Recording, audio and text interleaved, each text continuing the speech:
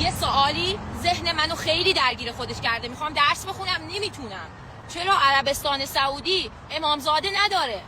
یعنی همه اومدن ایران، یعنی اون موقع ایران خارج بوده ها، به اینا کیس پناهندگی گواد میداده یا چی؟ لطفا برای من شفاف سازی کن اینو، میخوام درس بخونم ببینیم چرا اومدن ایران، چرا همون سعودی نموندن. سوال که نیست برات، میخوای تو ذهن بقیه این سوالو ایجاد کنی، ولی خب من جوابتو میدم، بعدش قول بده مثل بچه‌ها بری درستو بخونی، دیگه هم از این بی‌ادبی‌ها نکنی. خب اول ببینیم چرا در عربستان سعودی امامزاده وجود نداره. بعد از شهادت امام علی علیه السلام در سال 40 هجری قمری، بزرگترین دشمن اهل بیت یعنی معاویه به قدرت رسید و حاکمیت کامل بر حجاز رو به دست گرفت. سلسله بنی امیه به وجود اومد و بعد از اون سلسله بنی عباس. اینها بزرگترین دشمنان اهل بیت بودند. در نتیجه سادات و علویان در سرزمین حجازی همون عربستان سعودی به شدت تحت فشار، کنترل و حتی قتل عام بودند. یعنی کسانی در عربستان به قدرت رسیدن که به جای اینکه از نسل پیامبر حمایت کنن، اونها رو تهدید می‌کردن، زندانی می‌کردن، تبعید می‌کردن و به قتل می‌رسوندن. برای همین خیلی از سادات مجبور می‌شدن برای حفظ جونشون حجاز رو ترک کنن و به سرزمین‌های امن‌تری مثل ایران، یمن، هند یا شمال آفریقا مهاجرت کنن. از طرفی امامان و امامزادگانی که در عربستان باقی موندن و به شهادت رسیدن،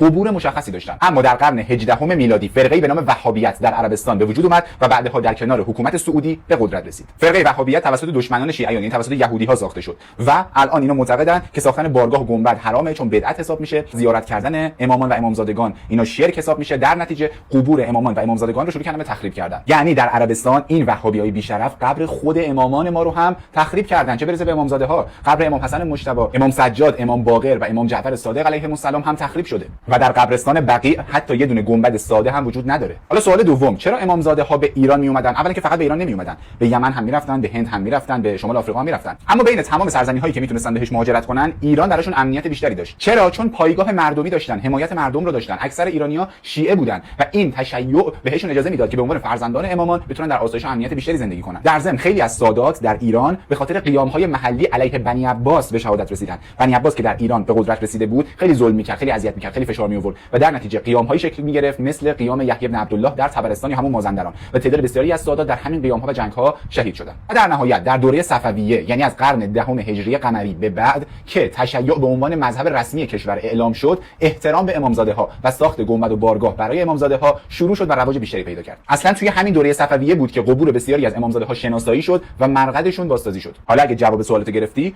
برو درستو بخون. آفرین.